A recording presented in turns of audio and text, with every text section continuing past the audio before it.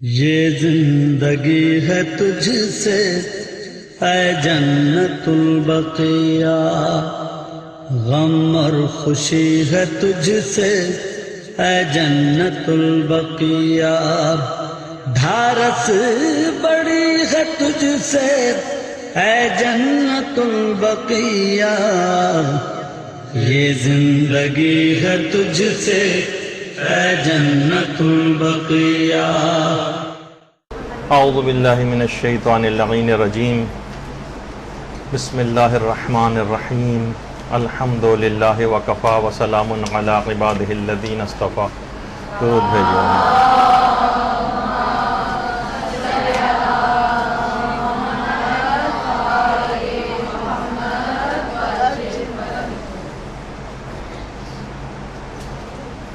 آج 7 شوال کا دن آ گیا ہے اور کل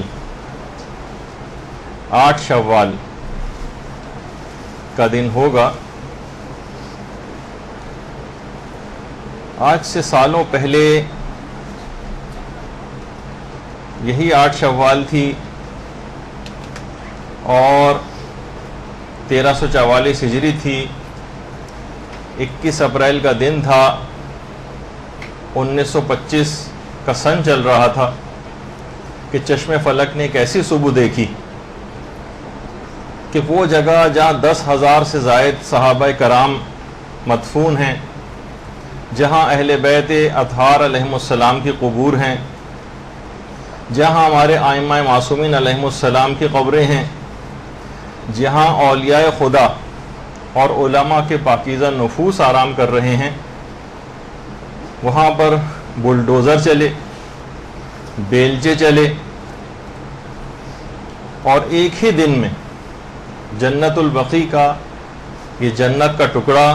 ایک ویران ملبے کا ڈھیر بن گیا۔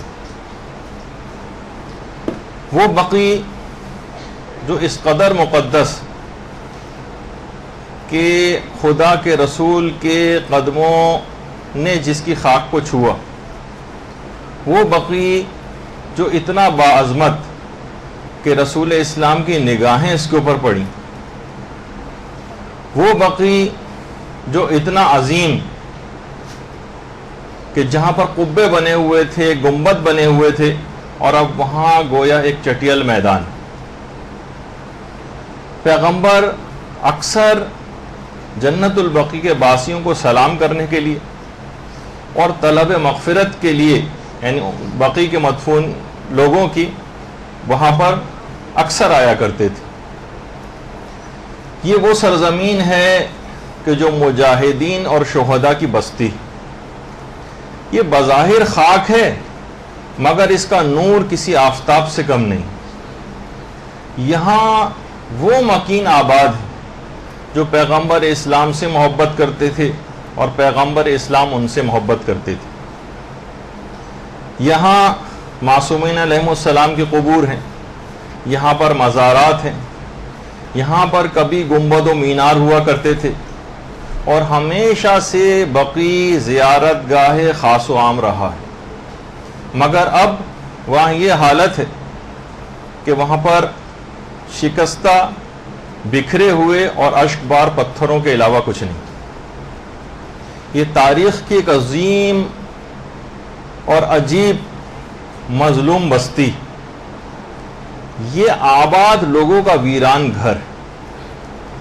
اس کی ایک ایک قبر نوحہ کرتی ہوئی نظر آتی، اور مسلمانوں سے اپنی زبان بے زبانی سے ان کی دینی حمیت اور ان کی غیرت کو آوازیں دیتی ہوئی نظر آتی۔ یہ جنت البقیع ہے، اس کے مکینوں اور باسیوں پر ہم سب کا سلام۔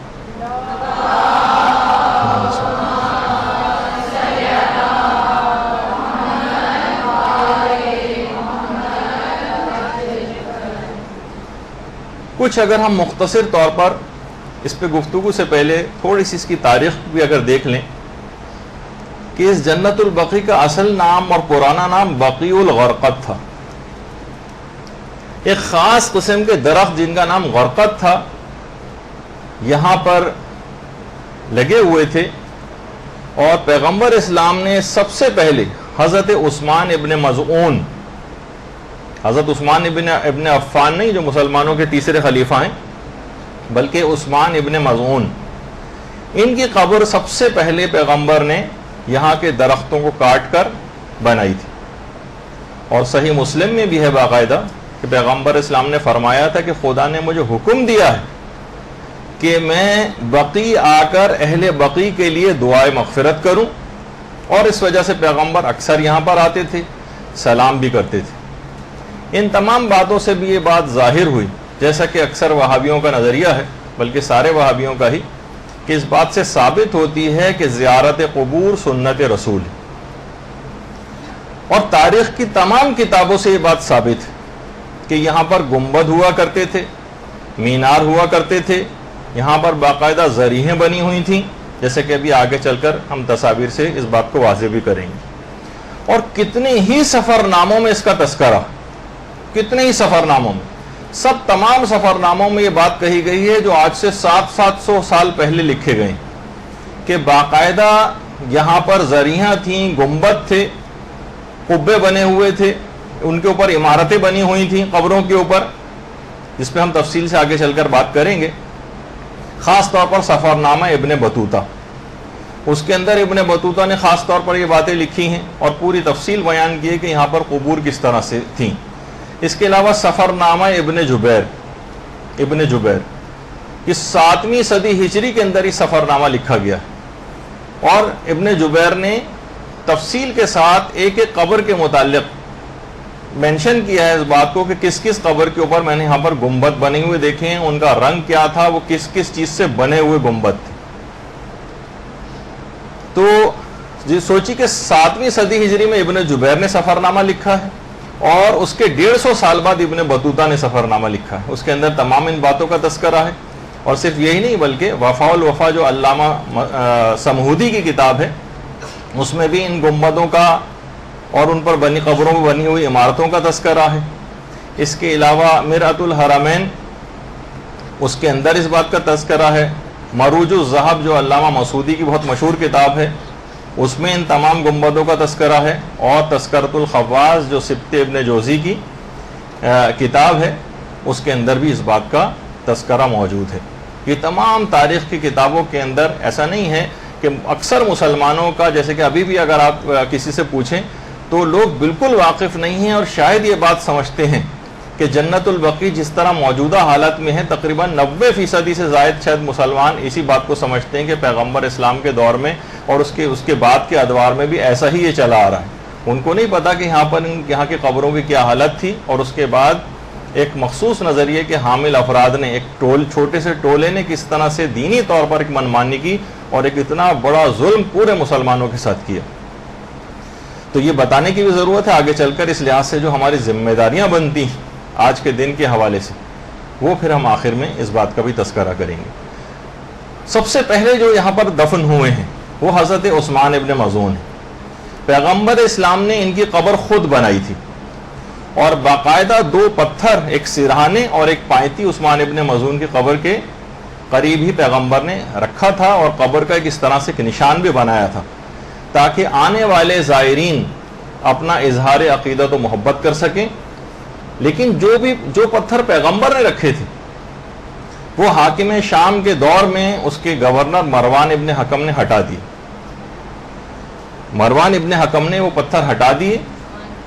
اور توہین کی، بہت زیادہ توہین کی، پیغمبر اسلام کے اس عمل کی خلاف ورزی کر کے. صحابہ نے بھی سخت رد عمل کا اظہار کیا اور احتجاج ہونا شروع ہوئے، تو مجبوراً پھر یہ پتھر دوبارہ رکھے گئے. نہ صرف پتھر دوبارہ رکھے گئے بلکہ حضرت عثمان ابن مظعون کی قبر پر ایک گنبد بھی بنایا گیا اسی زمانے میں. اور پھر اس کے بعد حضرت عثمان ابن مظعون جب یہاں سب سے پہلے مدفون ہیں، اس کے بعد پیغمبر اسلام کے فرزند حضرت ابراہیم علیہ السلام، اللہم صلی علی محمد و علی محمد، جو بچپن ہی میں انتقال کر گئے تھے. حضرت ابراہیم وہ بھی یہیں پر مدفون ہے. پیغمبر اسلام نے ان کو یہاں پر خود دفن کیا. پیغمبر اسلام نے ان کی قبر پہ بیٹھ کے بہت گریہ فرمایا، یہاں تک کہ روایتوں میں ملتا ہے کہ قبر جو ہے اشکوں سے مسلسل پیغمبر کے اشک مبارک قبر کے اوپر جو ہے وہ گرتے رہے۔ پھر اس کے بعد امام حسن علیہ الصلوۃ والسلام، اللہم صلی علی محمد وعلی محمد، وہ یہاں پر مدفون ہوئے، اور امام حسن علیہ السلام نے باقاعدہ وصیت بھی کی تھی۔ نہیں، اس سے پہلے ایک اور بات کا تذکرہ کر دیا جائے، اس سے پہلے تو شہزادی کونین سلام اللہ علیہ اللہم صلی علی محمد وعلی محمد،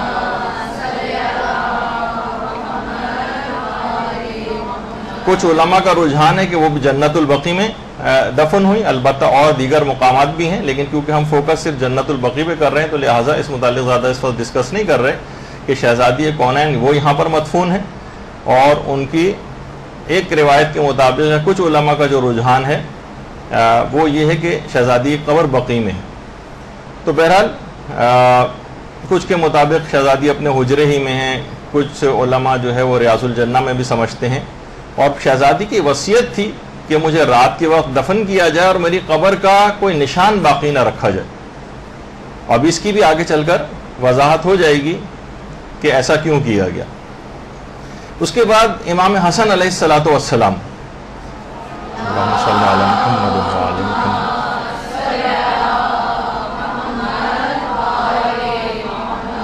ان کی بھی وصیت یہ تھی کہ مجھے میرے نانا کے پہلو میں دفن کیا جائے، اور اگر وہاں پر دفن کرنا ممکن نہ ہو نانا کے پہلو میں تو پھر مجھے میری مظلومہ ماں کے پہلو میں دفن کیا جائے۔ تو بعض علماء اس بات کی، اس وصیت کی بنا پر امام حسن کی، وہ اس بات کو سمجھتے ہیں کہ حضرت زہرا کی قبر شاید پھر بقیع میں ہی ہے، کیونکہ امام حسن نے وصیت کی تھی کہ اگر مجھے نانا کے پہلو میں دفن نہ ہونے دیا جائے تو مجھے میری مظلومہ ماں کے پہلو میں دفن کیا جائے۔ تو ہو سکتا ہے کہ پھر امام حسن علیہ الصلوۃ والسلام کیونکہ بقیع میں دفن ہے تو ہو سکتا ہے کہ شہزادی کی قبر بھی وہیں پر ہو، مگر بہرحال یہ بات اس لحاظ سے یقینی نہیں ہے۔ اس کے علاوہ یہاں پر جو مدفون ہیں ان میں ہمارے 4 دیگر ائمہ بھی ہیں، امام حسن علیہ السلام، چوتھے امام زین العابدین علیہ السلام، امام محمد باقر علیہ السلام، اور امام جعفر صادق علیہ الصلوۃ والسلام۔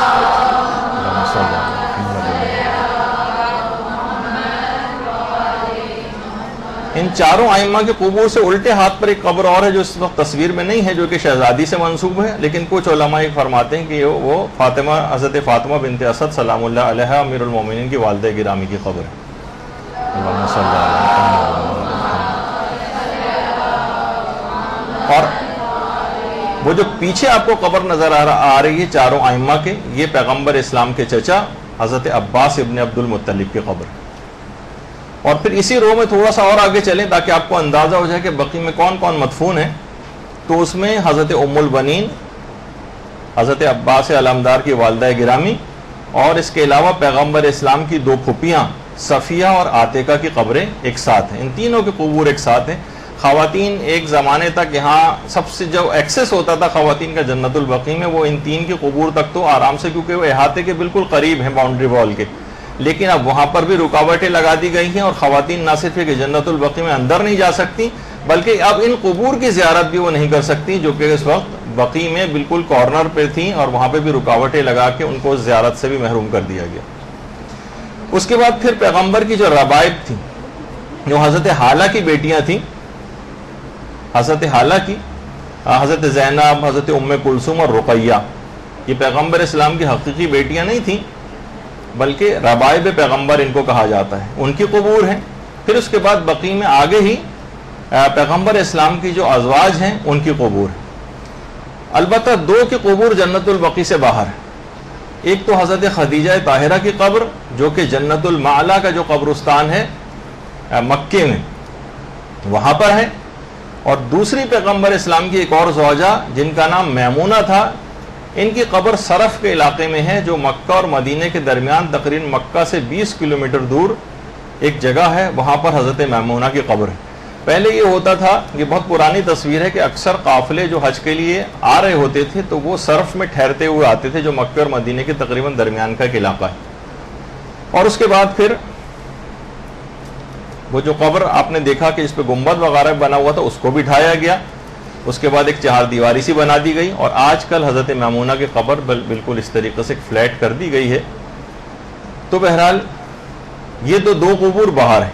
اس کے علاوہ جتنی پیغمبر اسلام کی اور زوجہ ہیں، مثلا حضرت زینب ہے، حضرت ریحانہ ہیں، حضرت ماریہ قبطیہ ہیں، حضرت زینب بنت جہش ہیں، ام حبیبہ ہیں، حضرت حفصہ ہیں، سودا ہیں، جویریہ ہیں، حضرت عائشہ ہیں، اور ام سلمہ سلام اللہ علیہ، ان تمام کی جو قبور ہیں وہ یہیں ایک ساتھ جنت البقیع میں۔ اچھا، اسی طرح سے ایک اندازہ آپ کو ہو جائے کہ جنت البقیع ہی میں حضرت عقیل ابن ابی طالب کی قبر بھی ہے، امیر المومنین کے برادر، اور اس کے علاوہ حضرت عبداللہ ابن جعفر طیار جو کہ حضرت زینب سلام اللہ علیہ کے شوہر تھے، ان کی قبر بھی جنت البقیع میں ہی ہے۔ اور اس کے علاوہ چھٹے امام کے فرزند اسماعیل، ان کی قبر بھی یہیں پر ہے۔ اس کے علاوہ تھوڑا سا آگے اور چلتے ہیں اس میں، تو یہاں پر واقع حرہ کے جو شہید تھے، کہ واقع کربلا کے بعد 1 سال کے اندر اندر یزید نے مدینے کے اوپر حملہ کیا تھا، اور مدینے کے لوگوں کی جان مال و عزت و آبرو کو مباح قرار دے دیا تھا۔ بہت ہی بڑی تعداد میں یہاں پر شہادتیں واقع ہوئیں، اور بہت سے علماء اس بات کے قائل ہیں کہ حضرت عبداللہ ابن جعفر طیار، حضرت زینب کے شوہر بھی واقع حرہ ہی میں شہید ہوئے۔ اور اس کے علاوہ شہدائے احد جو زخمی ہو گئے تھے مدینے میں، ان کو بھی شہدائے مکے میں، ان کو بھی نہیں، مدینے میں شہدائے احد جو حضرت حمزہ کی قبر کے قریب ہیں، جو زخمی ہو گئے تھے وہ لائے گئے تھے یہاں پر، اور زخمی ہونے کے بعد یہاں ان کا انتقال ہوا، شہادت ہوئی، تو ان کو پھر یہیں پر جنت البقیع ہی میں دفن کیا گیا۔ اس کے علاوہ حضرت مالک ابن انس جو فقہ مالکی کے امام ہیں، علماء اہل سنت میں جو فقیہ تھے، ان کی قبر بھی یہیں پر ہے، اور ان کے استاد نافع، ان کی قبر بھی یہاں پر ہے۔ اور جنت البقیع کا باقاعدہ پورا ایک نقشہ بھی ہے جو کہ کتابوں میں ہے، کہ قبروں کی یہاں پر جو بھی ممکن ہو سکا کہ اس کی ترتیب کیا ہے وہ بھی کتابوں کے اندر اویلیبل ہے۔ اور اس کے علاوہ پھر حضرت عثمان ابن عفان، ان کی قبر بھی یہیں پر ہے۔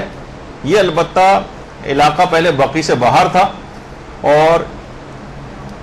کہا جاتا ہے کہ یہودیوں کا قبرستان تھا حش کوکب، وہاں پر ان کو دفن کر دیا گیا تھا اس زمانے میں، لیکن مروان نے بعد میں معاویہ کے دور میں دونوں قبرستانوں کے درمیان ایک دیوار تھی، وہ اسے توڑ دی تھی، اور اس کے بعد پھر قبرستان کو بقیع میں شامل کر لیا گیا تھا۔ اور اسی بقیع کے اندر حضرت حلیمہ سعدیہ کی قبر بھی ہے، پیغمبر اسلام کی رضائی والدہ، ان کی قبر بھی یہیں پر ہے۔ اور حضرت حلیمہ سعدیہ کا ایک مکان بھی ہوا کرتا تھا کہ جس میں وہ رہا کرتی تھیں، اور پیغمبر اسلام کی پرورش بھی انہوں نے وہاں پر کی، لیکن ایک زمانے تک وہ مکان بھی تھا، لیکن اس کے بعد اس کو بھی پھر ڈھا دیا گیا، جس طرح اور قبور اور دیگر جو نشانیاں وہاں پر موجود تھیں اس کو ختم کیا گیا، تو اس کے ساتھ ساتھ یہ مکان بھی ختم ہو گیا۔ اچھا، کچھ کے متعلق تو یقینی طور پر پتہ ہے کہ ظاہر ہے کہ وہ جنت البقیع میں مدفون، اور ان کی جگہوں کی نشاندہی بھی ہے کہ کہاں کہاں ہیں، لیکن بہت سارے ایسے بھی ہیں اس کے اندر پہلے تو یہاں پر قبر کے اوپر ایک نشانی بھی ہوا کرتی تھی، اور بعض قبروں کے اوپر نام بھی لکھے ہوئے تھے کہ یہاں پر کون کون مدفون ہیں، لیکن جب سے اس کو بقیع کو برابر کیا گیا، ڈیمولش کیا گیا، اور بہت بڑا ظلم ہوا، تو بہت سی قبروں کے نشان بالکل ختم ہو گئے۔ جیسے محمد ابن حنفیہ، ان کی قبر یہاں پر تھی، سعد ابن معاذ پیغمبر اسلام کے صحابی، ان کی قبر یہاں پر تھی، اب پتہ نہیں کہاں ہے۔ حضرت ابو سعید خدری، ان کی قبر یہاں پر تھی، حضرت مقداد کی قبر یہاں پر تھی، مالک اشتر کی قبر یہاں پر تھی، جابر بن عبداللہ انصاری کی قبر یہاں پر تھی، زید ابن حارثہ، سعد ابن عبادہ، معاذ ابن جبل، اور عبداللہ ابن مسعود، سعد ابن زرارہ، کتنے ایسے مشہور ترین صحابہ ہیں کہ جن کی قبر کا اب کوئی نشان باقی نہیں، اور کچھ نہیں معلوم کہ اب یہ ان تمام قبرستان بقیع میں کس جگہ پر یہ افراد موجود ہیں۔ اچھا، اب تھوڑا سا ایک آپ کو اس کا ایک بتا دیا جائے کہ اگر آپ اس لحاظ سے دیکھیں، یہ آپ کے سامنے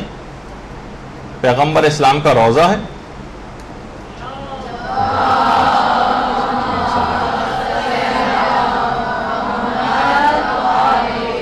اور یہ اس کے سامنے قبرستان بقیع۔ بقیع صرف اور صرف اب ایک چٹیل میدان کی طرح سے ہے، اور یہاں پر وہ تمام قبے اور جتنے بھی عمارتیں سب بنی ہوئی تھیں، وہ سب بالکل ختم ہو گئی. اور یہ دور جس جگہ پہ آپ کو یہ درخت سے نظر آ رہے ہیں، اس کے پیچھے ہی بیت الحزن ہوا کرتا تھا، یا جس کو بیت الاحزان کہا جاتا ہے، کہ جہاں پہ شہزادی کونین کے رونے کے لیے امیر المومنین نے گھر بنایا تھا، کہ لوگوں نے شکایت کی تھی کہ ہمارے آرام میں خلل پڑتا ہے، یا تو یہ دن میں روئیں یا رات میں روئیں. اور اس کے بعد یہ پورا ایک اس لحاظ سے ایک ویو ہے، اگر آپ دیکھیں کہ 3 ڈائمینشنل ویو ہے. تو بہرحال یہ تاکہ آپ کے سامنے ایک اندازہ ہو جائے کہ بقی کس جگہ پر ہے. جنہوں نے بقی کو نہیں دیکھا ہے تاکہ وہ دیکھ لیں کہ پیغمبر اسلام کے روضہ اور مسجد نبوی کے بالکل سامنے یہ ہے. اور جو بہت شروع میں جس جگہ زیادہ لوگوں کا رش نظر آ رہا ہے آپ کو تھوڑا سا رائٹ سائڈ کے اوپر، یہاں ہی ائمہ بقی کی قبریں ہیں، سب سے زیادہ رش یہیں پر نظر آتا ہے. اور باقی یہ بلو والے اس میں جو نظر آ رہے ہیں تجہیز و تکفین وغیرہ کا ایک ادارہ ہے،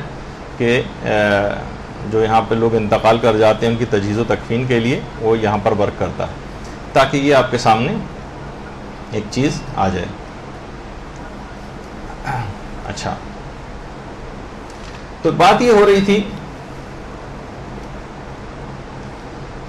رہی تھی کہ 8 شوال کا دن تھا، 21 اپریل تھی 1925 میں. پہلے یہاں پر روضے بھی بنے ہوئے تھے، اور اس کے علاوہ یہاں پر گنبد بھی بنے ہوئے تھے، اس پر مینار بھی تھے، مگر وہابیوں نے اپنی دیرینہ عداوت اور ایک سیاست کی بنیاد پر انہیں ڈھا دیا. اور آگے چل کر ہم یہ واضح کریں گے کہ کوئی فقہی مسئلہ نہیں تھا، بلکہ اس کے پس پردہ کچھ اور دیگر عوامل بھی تھے. سب سے پہلے یہ بھی ضروری ہے کہ تھوڑا سا ایک وہابیت کا ایک مختصر سا تعارف کروا دیا جائے کہ دیکھیے یہ جو مٹھی بھر ٹولہ ہے یہ دنیا میں فقط اور فقط اپنے آپ کو صرف اکیلا موحد سمجھتا ہے کہ توحید پرست صرف ہم، اور خود کو یہ ایک دین کا ایک ٹھیکیدار سمجھتا ہے. یہ قبور پر تعمیرات کے بھی خلاف ہے، یہ قبور کی زیارت کے خلاف ہے، یہ قبور کے لیے سفر کرنے، ان کی زیارت کے لیے سفر کرنے کے خلاف ہے، یہ خواتین کے قبرستان جانے کے خلاف ہے، یہ توسل کے خلاف ہے، یہ چومنے کے خلاف ہے، قبروں کو، ذریحوں کو، ان کو ہاتھ لگانے کو، ان کی طرف دعا مانگنے کو، ان کے قریب کھڑے ہو کر نماز پڑھنے کو. اور جو جعلی اور ضعیف قسم کی کچھ احادیث کا ان لوگوں نے سہارا لیا ہوا ہے، ان کا مفہوم کچھ اور ہے، جو کہ ہم آگے چل کر اپنی اس گفتگو میں تھوڑا سا ڈسکس کریں گے. اور ان تمام باتوں کی وجہ سے ان تمام چیزوں کو اس چھوٹے سے گروہ نے حرام قرار دیا ہوا. ان کے نزدیک پوری دنیا میں ان لوگوں کے علاوہ کوئی بھی مسلمان نہیں ہے، اور جتنے بھی دنیا کے مسلمان وہاں پر آتے ہیں وہ سارے کافر و مشرک ہیں. یہی وجہ ہے کہ ان کے ساتھ انتہائی ہتک آمیز اور توہین آمیز سلوک کیا جاتا ہے.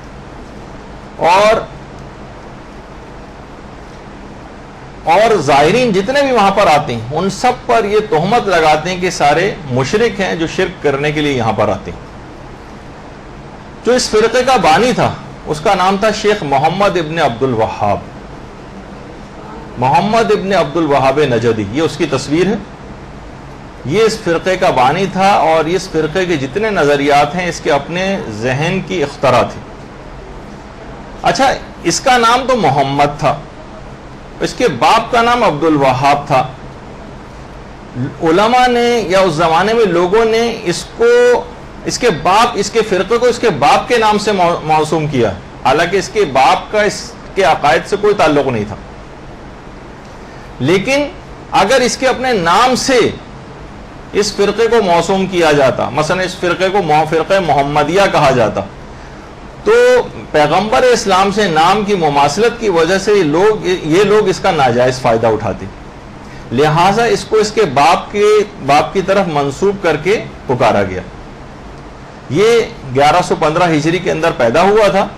اور اس کا باپ عبد الوہاب قاضی تھا.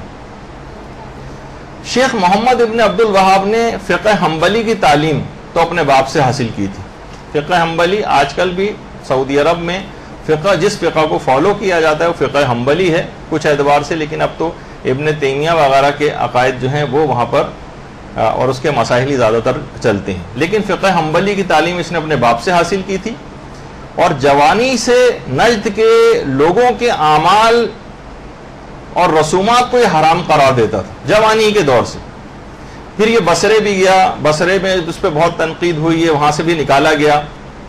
اور اپنے باپ سے بھی اس کے مذہبی اختلافات ہو گئے. خیر 1153 ہجری میں اس کے باپ کا بھی انتقال ہو گیا. اب اس نے کھلم کھلا اپنے عقائد کی تبلیغ شروع کر دی. لوگ اس کے پاس جمع بھی ہونے لگے اور اسی دوران اس کے تعلقات آل سعود سے بھی ہو گئے اور ان جو حکمران تھے ان سے اس نے تعلقات پیدا کر لی اور حکومت کے معاملات کے اندر بھی یہ شخص دخیل ہو گیا. اور جو ان کے عقائد کو تسلیم نہیں کرتا تھا یہ اس کے مال و متاع کو لوٹنے کو جائز قرار دیتا تھا اور جو مال ان سے حاصل ہوتا تھا ان مسلمانوں سے ان کو یہ مال غنیمت سے تعبیر کرتا تھا اور انہیں کافر قرار دے کر جنگی قیدیوں کا سا سلوک ان سے کیا جاتا تھا. ان کے جان و مال و عزت و آبرو کو کسی قسم کے بھی یہ احترام کا قائل نہیں تھا ان کے اور لوٹ لیا جاتا تھا, قتل کر دیا جاتا تھا. اور ایسا جو وہاں کا ایک علاقہ ہے سعودی عرب کا, اس سے قریب ایک گاؤں فصول میں انہوں نے سب سے پہلے 300 مسلمانوں کو قتل کیا تھا جو آج بھی تاریخ کے اندر موجود ہے اور ان کا تمام مال و متاع لوٹ لیا تھا کیونکہ ان کے عقائد قبول کرنے کو وہ تیار نہیں تھے. اچھا, سن 1206 ہجری میں محمد ابن عبد الوہاب بھی مر گیا لیکن اس کے پیروکاروں میں سے جو امیر سعود تھا اس نے 20,000 افراد کا ایک لشکر تیار کیا اور اس کے بعد اس 20,000 کا لشکر لے کر اس نے کربلا کے اوپر حملہ کیا اور انتہائی وحشیانہ قتل عام کیا اور اتنی تباہی مچائی کہ بعض مورخین یہ فرماتے ہیں کہ اس نے تقریباً کربلا میں 5,000 زائرین کو قتل کیا اور بعض علماء تو 20,000 زائرین کی تعداد لکھتے ہیں. کربلا میں انہوں نے حملہ کر کے 20,000 زائرین کو قتل کیا اور اس کے بعد حرم امام حسین علیہ الصلوۃ والسلام میں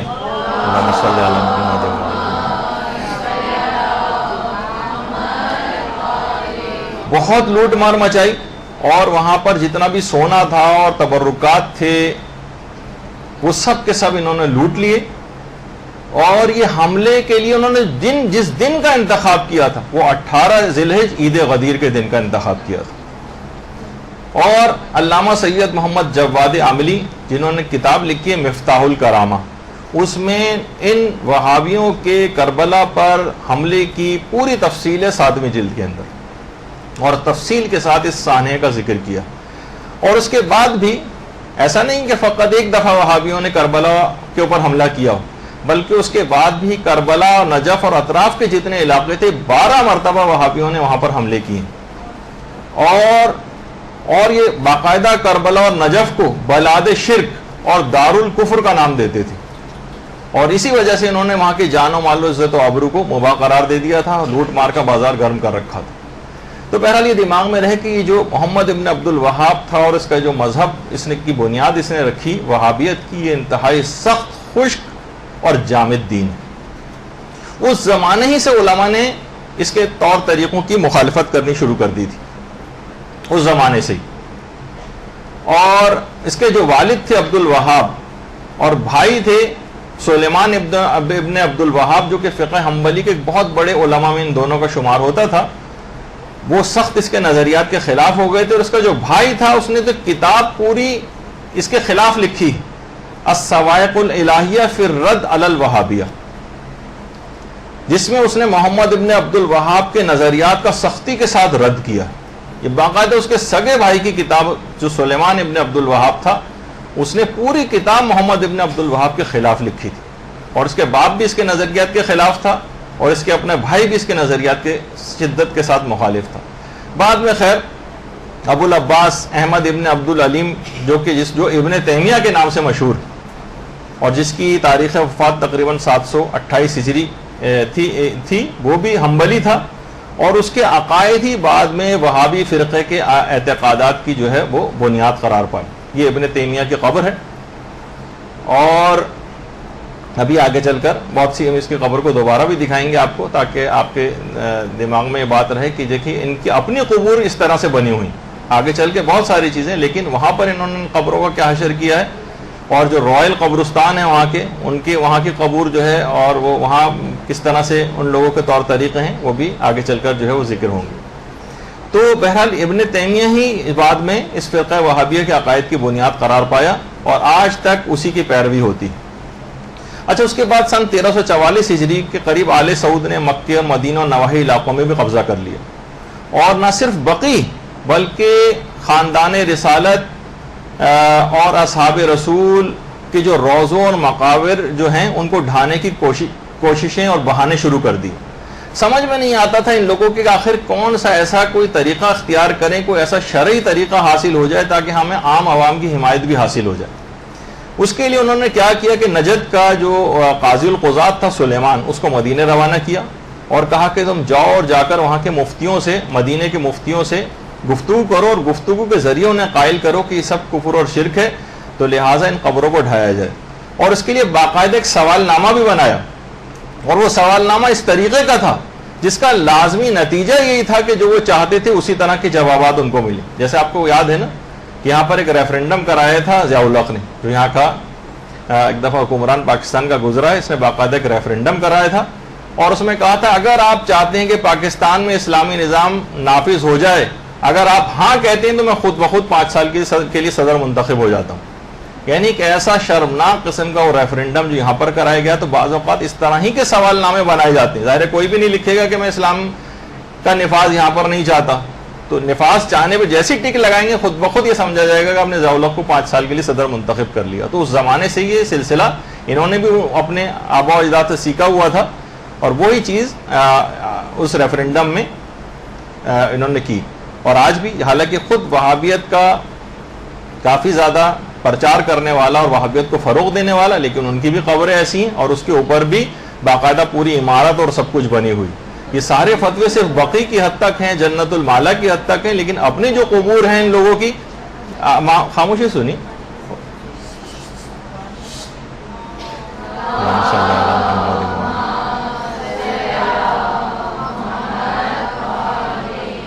تو ایسا سوال نامہ بنایا گیا کہ جس کا لازمی نتیجہ یہی تھا, اور باقاعدہ دھمکی دی وہاں کے مفتیوں کو کہ اگر تم نے ہماری مرضی کا فتویٰ نہیں دیا تو تم پر شرک کا حکم لگایا جائے گا, تمہاری مذمت کی جائے گی, اگلے مرحلے میں تمہیں توبہ کا حکم دیا جائے گا, اور پھر بھی اگر تم لوگ نہ مانیں اور ہمارے مطلوبہ فتوے کے اوپر دستخط نہیں کیے تو تم کو واجب القتل قرار دے کر قتل کروا دیا جائے گا. یہ سوال نامہ جو باقاعدہ بنایا گیا تھا, یہ مکہ کے ام القریٰ جو رسالہ تھا اس میں شوال میں 1344 ہجری کے شمارے میں وہ سوال نامہ شائع ہوا تھا. جب وہ شائع ہوا تو اس کی اشاعت پر تمام مسلمانوں میں کوہرام مچ گیا, مگر انہوں نے ایک نہ سنی اور بالآخر اپنی مرضی کا فتویٰ حاصل کر لیا. اور اس کے بعد بقی کے روضوں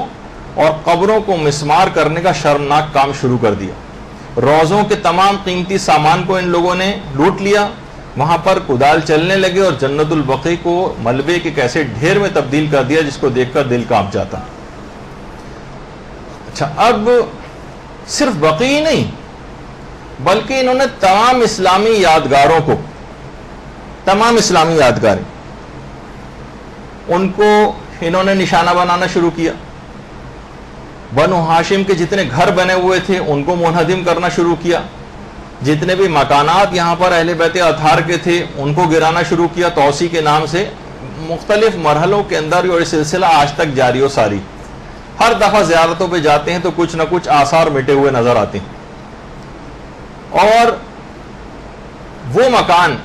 پیغمبر اسلام کا جو حضرت خدیجہ کے ساتھ پیغمبر اسلام جس مکان میں 28 سال پیغمبر نے گزارے تھے اس کو بھی منہدم کر دیا گیا, اس کو کھنڈر میں تبدیل کر دیا. اور یہ بیت سیدہ خدیجہ تھا, اور اس کے اندر باقاعدہ وہ کمرہ بھی تھا جہاں پہ حضرت یہ جو دائرہ نظر آ رہا ہے جہاں پہ سیدہ کونین کی ولادت ہوئی تھی.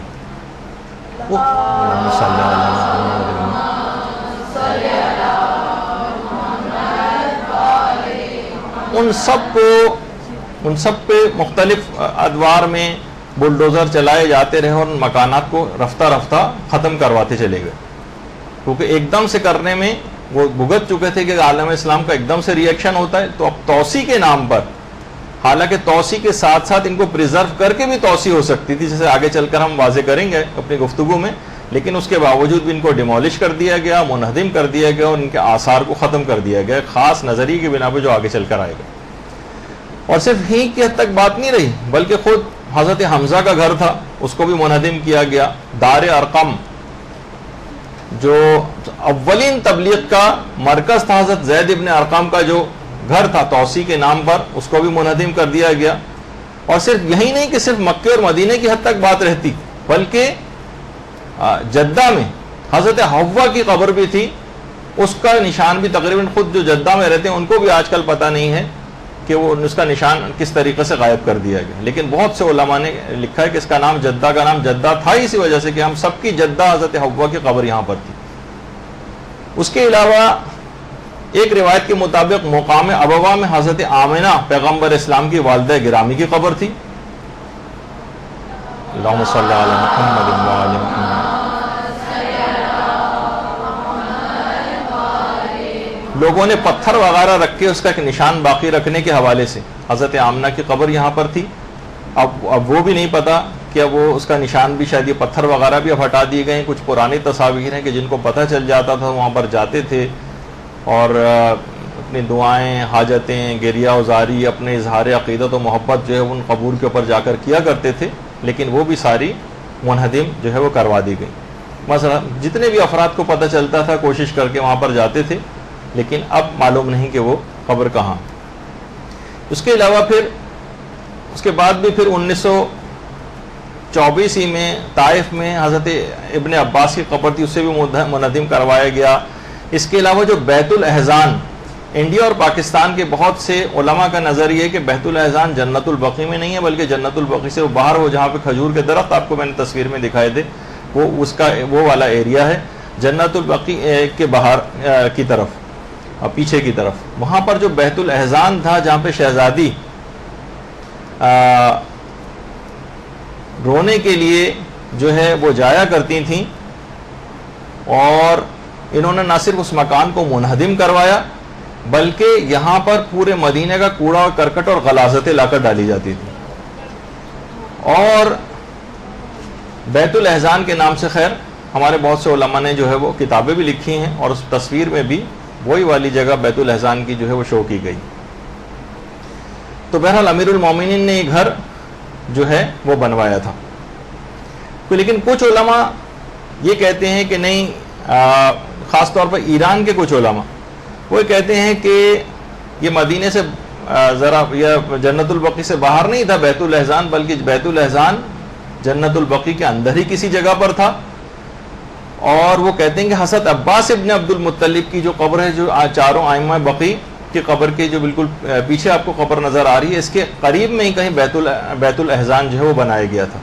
اور کچھ مورخین نے کہا ہے کہ حضرت ابراہیم جو پیغمبر کے فرزند تھے ان کی قبر کے قریب کہیں یہ جگہ تھی۔ بہرحال جو بقیع میں کسی جگہ پر تھا یا بقیع سے تھوڑا سا باہر، بہرحال اس کو بھی ڈھا دیا گیا۔ اچھا، بیت الاحزان یہ جو ہے احزان جو جمع ہے حزن کی، اور اس کے معنی احزان کے معنی کئی غم۔ جب بھی شہزادی کہتی تھیں کہ مجھ پر اتنی مصیبتیں پڑی ہیں کہ اگر روشن دنوں پر پڑتے وہ غم تو وہ سیاہ راتوں میں تبدیل ہو جاتے، اس لحاظ سے یہ سب سے پہلا عزاخانہ تھا جو رونے کے لیے شہزادی کونین نے بنایا تھا، جس کی بانی سیدہ کونین سلام اللہ علیہا تھی۔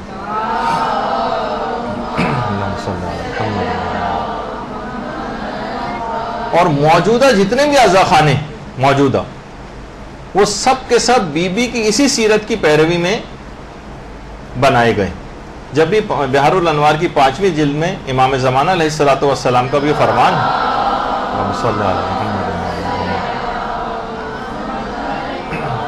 کہ رسول اللہ کی بیٹی کی سیرت ہمارے لیے نمونہ عمل ہے، اور 5ویں امام بھی یہ بات بیان فرماتے ہیں کہ آپ خدا کی تمام مخلوقات، جنوں، انسانوں، چرند، پرند، سب کے لیے واجب الاطاعت تھی، یعنی آپ کی پیروی سب پر فرض تھی۔ تو بہرحال یہ جو کچھ بھی آج جتنے بھی عزاخانے، موجودہ عزاخانے جتنے بھی بنائے جاتے ہیں ہمارے ملکوں میں، یہ سب بی بی کی اسی سیرت کی پیروی میں بنائے جاتے ہیں۔ اس کو معمولی چیز نہ سمجھیں، اور یہ بی بی کی سیرت کی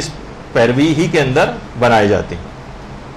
اچھا، یہ بات یاد رہے کہ وہابیت کے فروغ میں ہمیشہ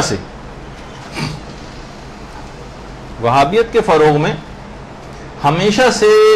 یہود و نصارہ کا بڑا ہاتھ رہا، اور جو برطانوی جاسوس تھا جس کا نام تھا ہیمفرے، یہ ہیمفر جس کو کہا جاتا ہے، ہیمفرے، باقاعدہ اس کے اوپر پوری کتاب بھی ہے، ہمفرے کے اعترافات کے نام سے، جس میں اس نے اپنے قریبی روابط کا محمد ابن عبد الوہاب کے ساتھ اس کا ذکر کیا. وہ برطانیہ کا وہ جاسوس، اور باقاعدہ انگلش میں بھی confessions of a British spy کے نام سے یہ جو ہے ترجمہ بھی ہو چکا ہے، جس میں اس برطانوی جاسوس جس نے بہت بڑا پارٹ پلے کیا تھا محمد ابن عبد الوہاب کے عقائد کو ڈسٹارٹ کرنے میں، اس میں انحراف لانے میں، اس نے باقاعدہ اعتراف کیا اپنے اعترافات میں کہ میرے بہت ہی قریبی روابط محمد ابن عبد الوہاب کے ساتھ تھے. محمد ابن عبد الوہاب، جتنی بھی اس کی اور تصاویر بھی ہیں محمد ابن عبد الوہاب کی، وہ ہر ایک کے اندر کوئی نہ کوئی برٹش ریپرزینٹیٹیو اس کے ساتھ ضرور ہوتا ہے جو اس کو گائیڈ کرتا تھا. تو یہ جو بالکل ایکسٹریم رائٹ سائڈ پر جو کھڑا ہوا ہے شخص داڑھی میں، یہ خود جو ہے وہ برٹش ریپرزینٹیٹیو تھا جو اس کو مستقل گائیڈنس پرووائڈ کیا کرتا تھا، اور کوئی نہ کوئی ایک جاسوس ہمیشہ سے ان لوگوں کے ساتھ جو ہے وہ رہا ہے.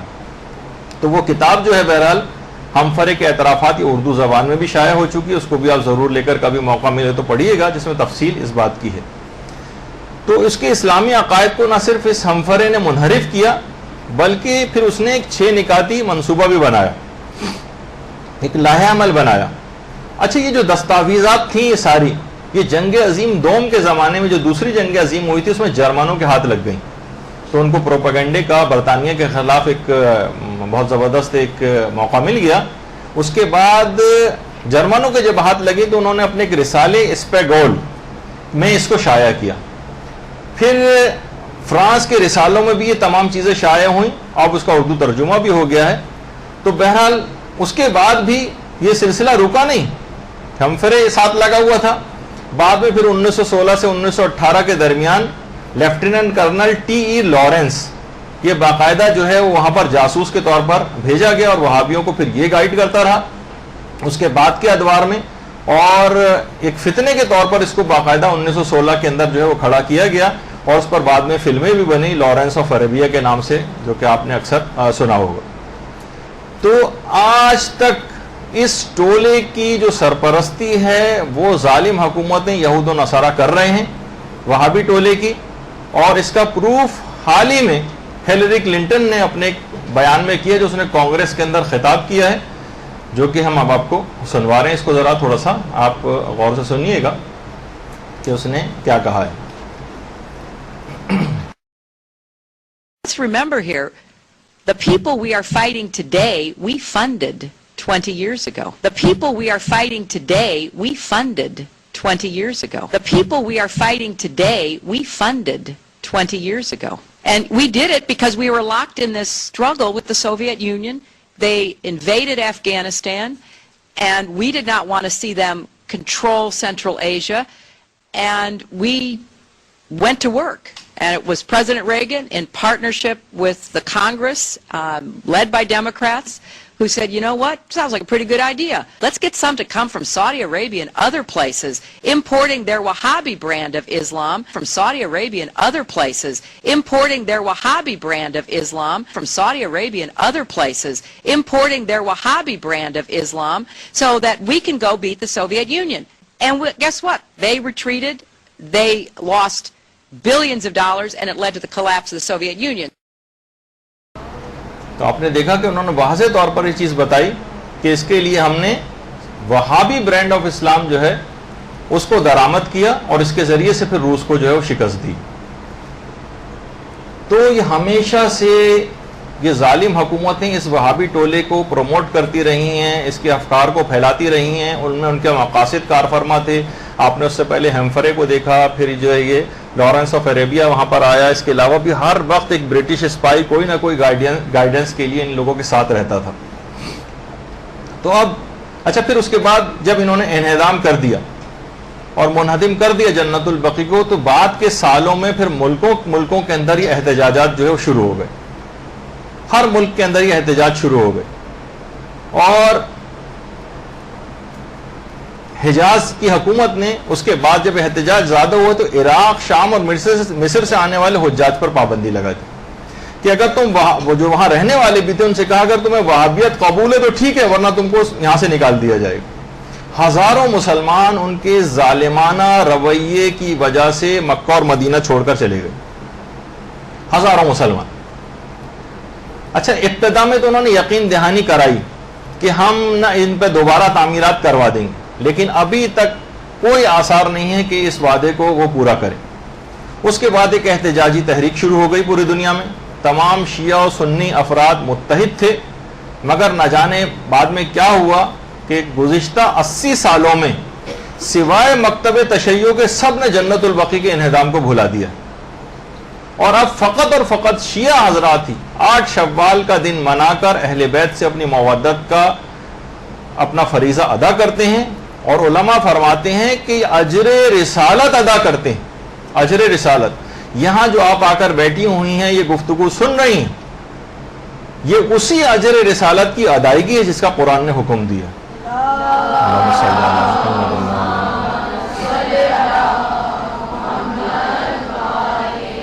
دیکھیں، انہدام جنت البقیع کوئی فقہی مسئلہ نہیں تھا، یہ ایک شیطانی اور ایک سیاسی حکمت عملی تھی جس کی بنیاد خاندان اہل بیت سے ایک دیرینہ عداوت اور دشمنی تھی۔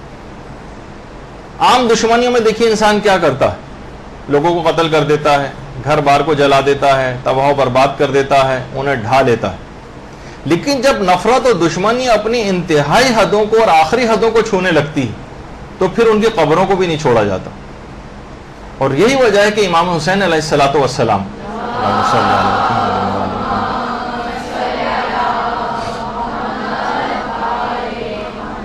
بعد میں آنے والے ظالم حکمران، انہوں نے نہ صرف امام کے قبر پر حل چلائے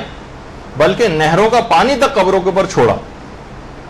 پانی جیسی قبر کے اطراف میں آیا، دائرے کے اندر آ کر گول گول گھومنے لگا اور قبر کے اندر داخل نہیں ہوا، اور وہ تمام علاقہ کہ جہاں پر پانی دائرے میں گھومتا رہا اس کو حائر حسینی کہا جاتا ہے۔ وہ قبے کے نیچے والی جو جگہ جہاں پہ امام حسین علیہ السلام کی قبر ہے، اس کے اطراف، قبور کے اطراف میں پانی گول گول چکر کھانے لگا، اور یہی وہ جگہ ہے حائر حسینی۔ پھر وہ اس کے فقہی احکام بھی تھوڑے سے الگ ہو جاتے ہیں، تو ابھی جس کو ہم ڈسکس نہیں کر رہے، لیکن بہرحال ایک تاریخی ایک جگہ، تو تاکہ دماغ میں رہے کہ بہرحال انہوں نے پوری کوشش کی کہ حل بھی چلوا دیے، پانی بھی چھوڑا گیا۔ تو قبروں کی اسی بے حرمتی اور بے احترامی کے پیش نظر بہت سارے مقاصد تھے، ان میں سے ایک مقصد یہ بھی تھا، شہزادی نے جو اپنی قبر کو مخفی رکھنے کی تاکید کی تھی، اور آج تک شہزادی کی قبر کا کوئی نشان اسی وجہ سے باقی نہیں۔ ایک بے حرمتی کا خوف، اس کے علاوہ امیر المومنین کی قبر کو بھی مخفی رکھا گیا، اور کتنی ساری قبور امام حسن نے کھودی تھی تاکہ مخفی کر دیا جائے، پھر کہیں بہت بعد میں جا کے ہارون رشید عباسی کے دور میں امیر المومنین کی قبر اطہر جو ہے وہ ظاہر ہوئی۔ تو اہل بیت سے وہی دشمنی آج تک چلی آ رہی ہے۔ اہل بیت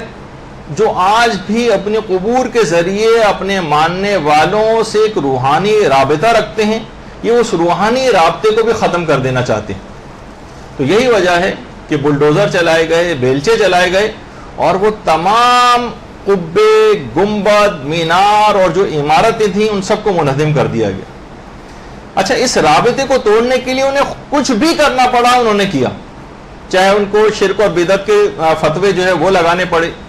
علامہ ابن قیم جوزی جو ابن تیمیہ کے شاگرد تھے، اس نے پوری کتاب لکھی ہے زاد المعاد فی ہدی خیر الغیب۔ اس میں اس نے لکھا ہے کہ قبروں پر ان تعمیر عمارتوں کا ڈھا دینا واجب، اور اگر ان کا ڈھانا ممکن ہو تو ایک دن کی تاخیر کرنا بھی جائز ہے۔ یہ باقاعدہ اپنے زاد المعاد کتاب کے اندر اپنے نظریے کا اظہار کیا۔ یعنی اتنی سختگیری اس کے بعد بھی ان کو چین نہیں آیا، اور خیر 22 اپریل ابھی 2009 سے 3 سال پہلے بدھ کے دن جب صبح کے وقت فجر کی نماز کے بعد جب بقیع کھلتا ہے اور زائرین جب بقیع کے اندر داخل ہوئے تو دیکھا کہ آئمہ اہل بیت کے قبور نگاہوں سے اوجھل،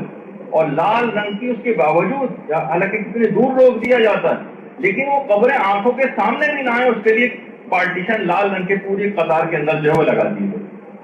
اور لال یہ رکاوٹیں کھڑی کر دیں کہ جو لوگ ان کے قبور کو دیکھ بھی نہ سکیں۔ یہ ابھی بالکل 22 اپریل 2009 کو یہ واقعہ ہوا۔ اچھا، یہ جو کام کیا تھا انہوں نے ٹوکن کے طور پہ کیا کہ مسلمانوں کے برداشت کے ایک لیول کو چیک کرنا، اور اس کے بعد اعلان بھی انہوں نے کیا کہ اب یہ پرماننٹ کر دیا گیا ہے اور اب ان قبور کو دیکھنا بھی ممکن نہیں ہے. لیکن بہرحال اس کے بعد احتجاج ہوا, بڑا سخت احتجاج ہوا, اور خود ایران نے حکومتی سطح پر اس میں احتجاج کیا, اور دیگر ممالک کے مسلمانوں کی طرف سے بھی احتجاج ہوا. مجبوراً 24 گھنٹے کے اندر اندر وہ رکاوٹیں ان کو ہٹانی پڑ گئی. لیکن یہ 24 گھنٹے اہل بیت کے چاہنے والوں کے اوپر بہت ہی سنگین, بہت سنگین. تو یہ اس طرح سے کہ دور سے صرف قبریں بھی نظر نہیں آ رہی تھیں اور اس انداز سے, اور وہاں پر متوے بھی کھڑے کر دیے ایسے جو کہ عام طور پر ہوتے بھی ہیں, پولیس اور فوج وغیرہ وہ بھی اندر جو آ گئی تھی, اور حج کے قریب کے جو ہے ظاہر کے ایام نہیں تھے تو اس وجہ سے بہت زیادہ رش بھی وہاں پر نہیں تھا. لیکن یہ آنن فانن یہ خبر پھیل گئی, تصاویر انٹرنیٹ اس کے ذریعے, اور ایک احتجاج شروع ہو گیا. حکومت ایران نے بھی مکمل احتجاج کیا. تو 24 گھنٹے کے اندر یہ ہٹا تو نہیں, لیکن یہ کتنے سنگین تھے یہ 24 گھنٹے بھی. اب آپ خود سوچئے کہ گزشتہ 87 سال سے یوسف زہرا امام زمانہ علیہ السلام کے دل نازلی پہ کیا گزر رہی ہے. کیسا ان کا دل ان قبروں کو دیکھ کر خون کے آنسو روتا ہو. ہم سے 24 گھنٹے برداشت نہیں ہے, اور امام زمانہ 87 سال سے یہ چیز دیکھتے آ رہے ہیں. تو بہرحال اچھا, اب وہابی حضرات جو ہیں انہوں نے کچھ جعلی دلائل, کیونکہ یہ بھی ہمیں بیان کرنا مقصد ہے, وہ بنائے کہ گنبد اور قبروں کو ہم نے کیوں ڈھایا ہے. اس کے منہدم کرنے کے انہوں نے کچھ دلائل دے